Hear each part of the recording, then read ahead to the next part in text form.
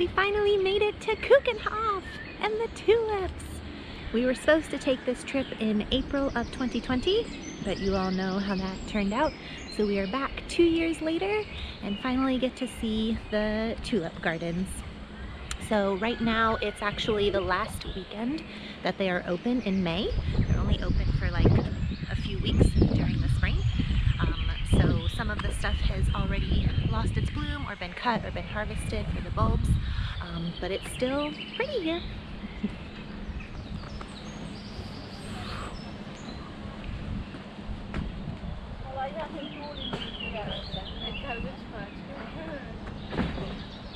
I didn't eat breakfast yet, but I had an apple and then I was still hungry, so I got some of the Dutch mini pancakes, or poffertjes I think is what they're called, and a hot chocolate, but it's basically just covered in powdered sugar.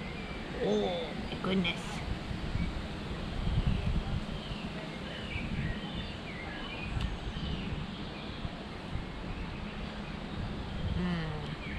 That's really good. And this is just like a slab of butter that they put on top of it. That's so funny. Yum.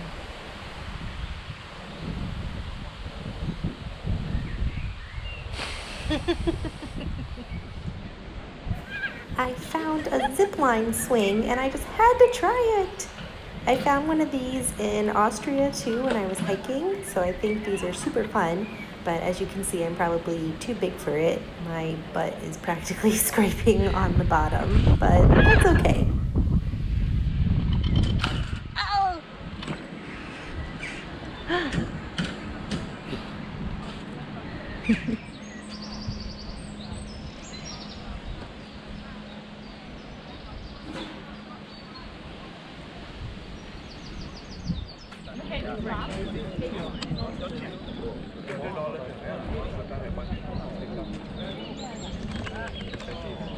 Up there.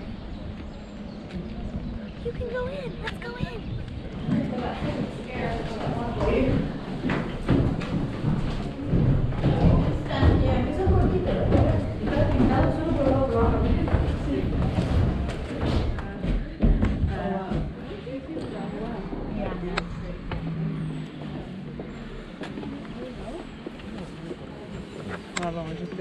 I think that's where all the tulip fields were before they chopped them down.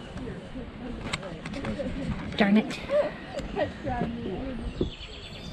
Even though it was the end of the season and a lot of these sections had already been cut down or harvested, there were still plenty of sections that had the blooms. Still lots of colors, lots of photo opportunities. So I really liked walking around. I mean, I could walk around here all day and just look at it. There are different pavilions sprinkled throughout the grounds, and they'll have like toilets or a snack bar or the flower shows. So this is a display of the orchids and the anthuriums.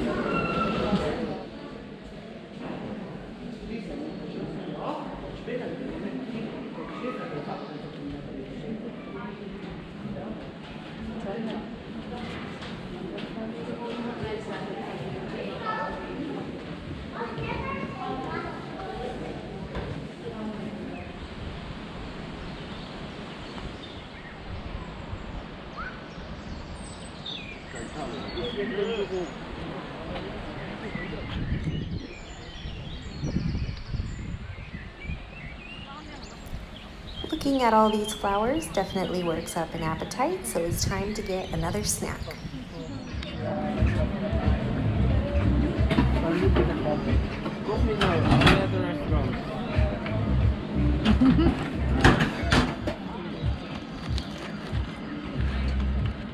I don't think I can get it with the fork.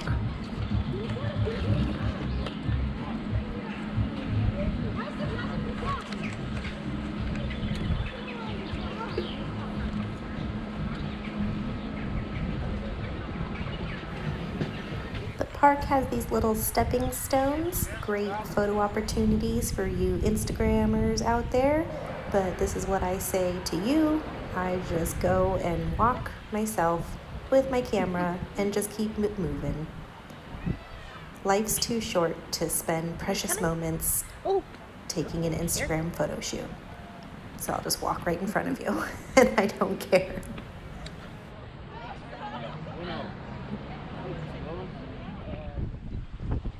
After the gardens, we went to the beach. And I had never seen this before, even though it's a normal thing, but kite surfing. So I thought it was neat just to watch them lift up in the air and surf the waves and walking along the beach. It was very, very windy there when we went. So this is the Nomadi Beach Bar, and I tell you what, I could sit here all day. Cocktails, snacks, right on the beach. Get to watch the kite surfers.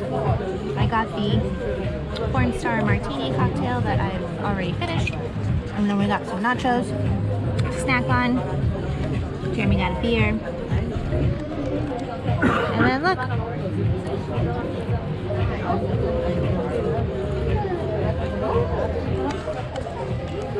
Yep, I could sit here all day. And they had a swing in front of the beach bar too. So you could just sit out here again and just watch all the kite surfers.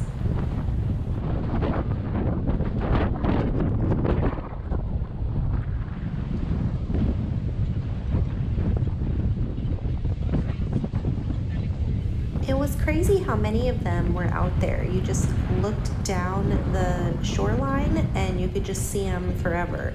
I tried to count the number of kites and I think it was like in the 40s or 50s. There were just tons of people out there. The next morning we went into Amsterdam, and we have been there before, but the canal cruise we tried to do before got rained out, so that was our goal for this trip. But first we had to eat breakfast. So this place was called Greenwood's, and it's a chain, but this is where we went for breakfast to get some Eggs Benedict, my favorite. Eggs Benedict? Eggs Valentine. Oh, thank you. Yeah, welcome, enjoy.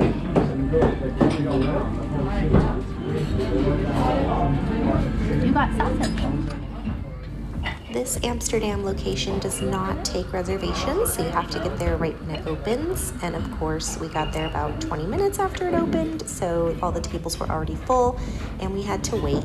But it wasn't that long of a wait, and definitely still got in with enough time for our canal cruise.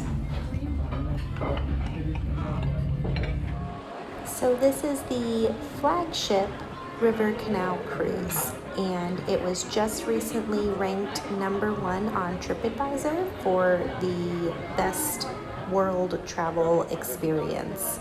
So you get unlimited drinks, either wine or beer, and unlimited cheese, and it's only about an hour long, so as much wine or beer that you can drink in an hour's time. I probably only had about 2 glasses, and I think Jeremy had 3 beers. But it was very good and a nice atmosphere. Okay, ladies and gentlemen, welcome aboard everyone on this wonderful boat. You see a very smart businessman. This guy owns a burger bar in between 2 coffee shops. Yeah. I wonder if you guys know, is weed legal up here or illegal in our country? No, it's actually illegal. It depends? That's absolutely true. It kind of depends on how you see it. It is actually not fully legal, it's decriminalized. We have a special law here, it's called the 5 law. So you're allowed to have 5 plants in your house and 5 grams in your pocket. And these guys right there are allowed to sell it to you. But actually, the illegal part is the supply. So no one really knows where it's coming from. We sometimes see an Uber Eats backpack coming in and we have a guess that it's probably not pizza that's in there. But seriously, no one really knows for sure. There are even states in the United States where it's more legal right now than in our country, and they're trying to come up with a system, but they haven't done it yet. So till this day, it's kind of like this. Like, yeah, okay, and then the system kind of works like that right now. So at the top of the houses, you might be able to see that there are hooks, little hooks, and it's a pulley system that they use where they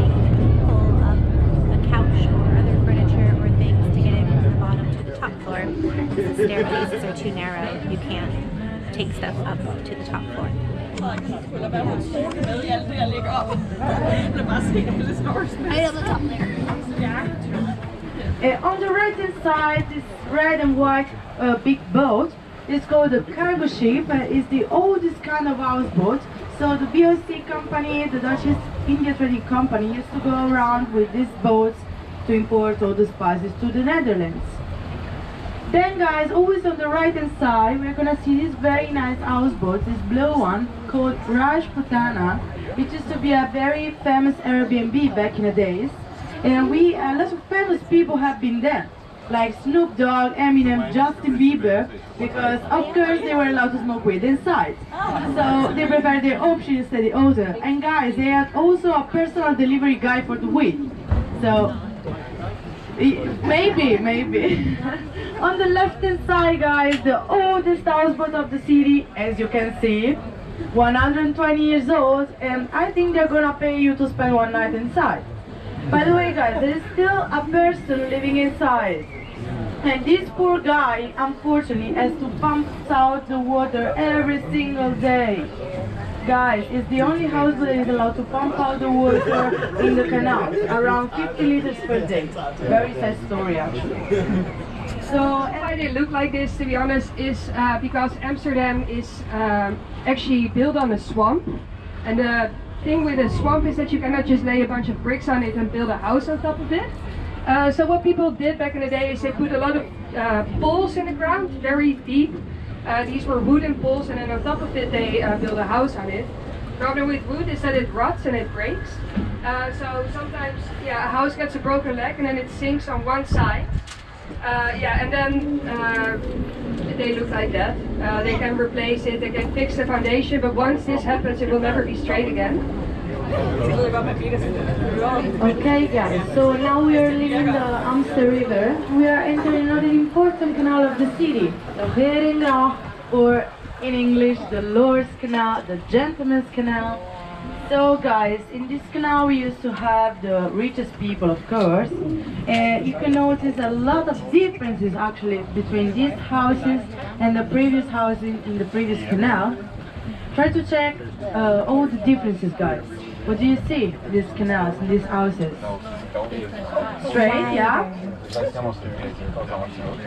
But I can say bigger, wider houses. Bigger windows, more circulation in front of the doors.